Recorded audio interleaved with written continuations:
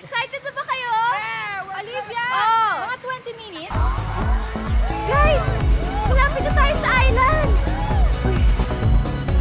Guys! Nandito na tayo! Ayan na yung island! So ngayon guys, nandito naman tayo. Bago tayo pumunta sa bahay na pupuntahan natin, ngayon maliligo muna tayo. Let's go guys! Yeah!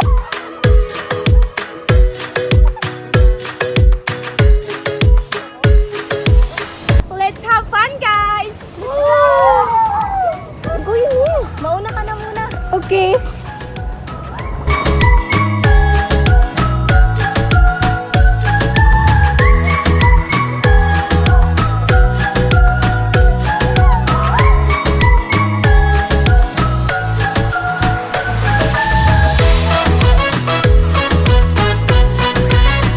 Tara na guys, baka mabutin tayo ng dilim dito.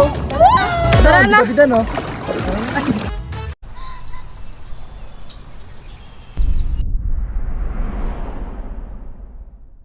Alam niyo ba? Sabi dati ng lola ko, mayroong daw multo dito nagpapakita tuwing gabi. Weh! Di nga! Sabi niya dati. Papansin ka talaga! Yun, napansin mo ba ang close nilang dalawa? Parang hindi naman yata, nawalan kasi magkaibigan tayo eh. Ah, okay.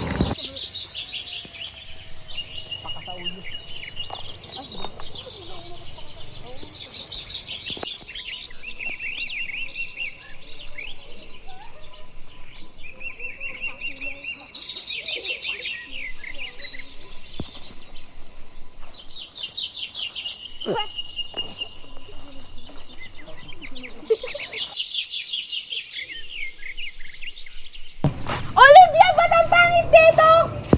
Sorry! We just arrived here, guys.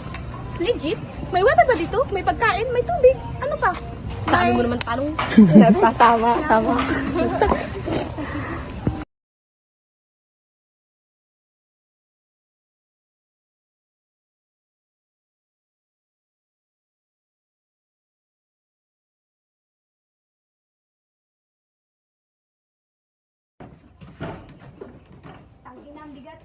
Justin, tulungan mo nga ako dito. Lahat, sabi na yun. Wow, ang dilim! Ito na ba to? Walang ilaw? Ito na ba talaga to? Sorry, guys. Because it's been abandoned, kaya wala ng ilaw. Okay, fine. Let's open the window. Yes, guys! Separated tayo. Let's go, girls.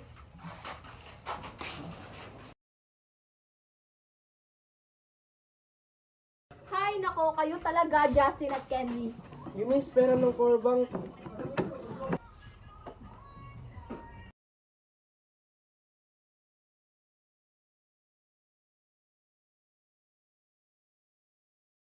Mayroon akong power bank dito, Kenley. Dito, oh.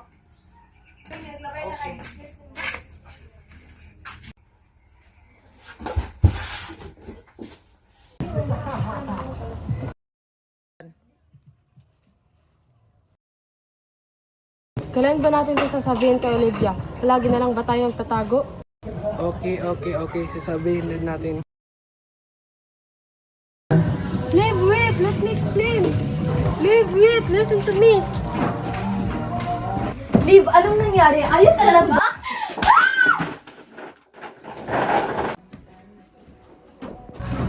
Alam niyo ba, itong babae to, inahas niya yung boyfriend ko? Ilang beses ko na sanang gustong sabihin to sa'yo. Keep it secret. Totoo ba? Totoo ba? Tapusin na natin to. May our friendship rest in peace.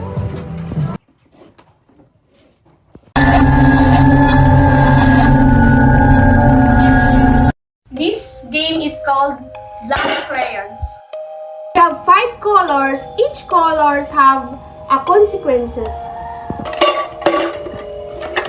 For example, pink, friendship crayons. Ang nakahugot ng pink crayons ay pumili ng isang kaibigan para gawin ang hamon of consequences. Eunice. Kiko. Reach your nose like this. Black. Ang naghugot ng black crayons ay gagawa ng isang tuntuning dapat sundin ng lahat hanggang sa mabunot ang susunod na black crayons. Reach your nose using your index finger.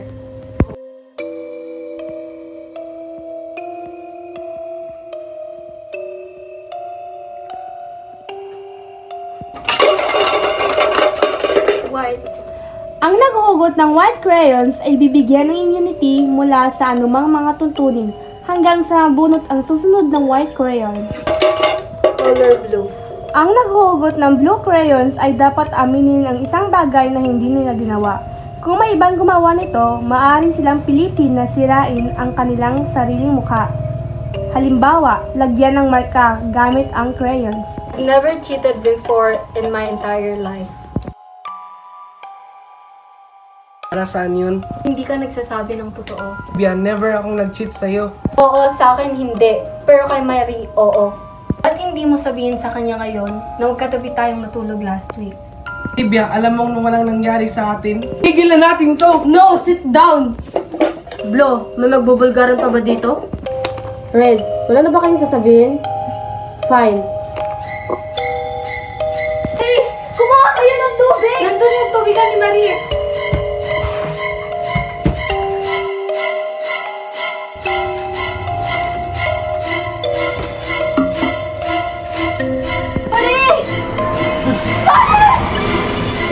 Marie! Marie!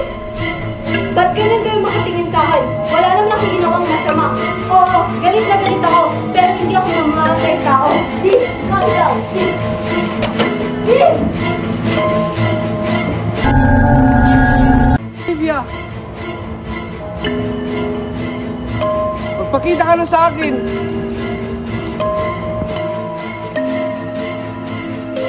Liam! Gally! Nasaan na kayo? Olivia!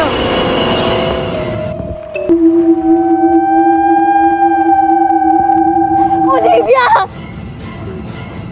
Kinley, pinatay mo ba si Olivia? Hindi, gago ka! Ano ba? Tumigil na kayo! Ano ba? Tumigil na kayo! What?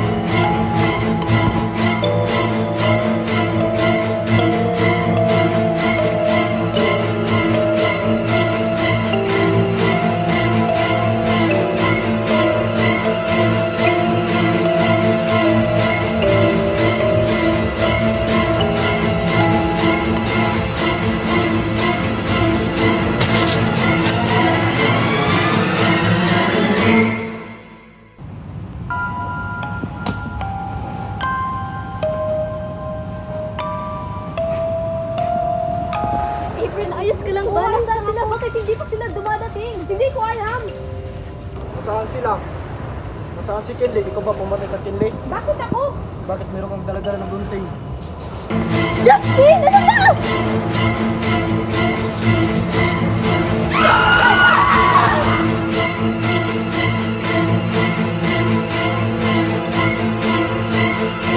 Eunice! Okay ka lang ba? Saan ka galing? Malis na ako sandali.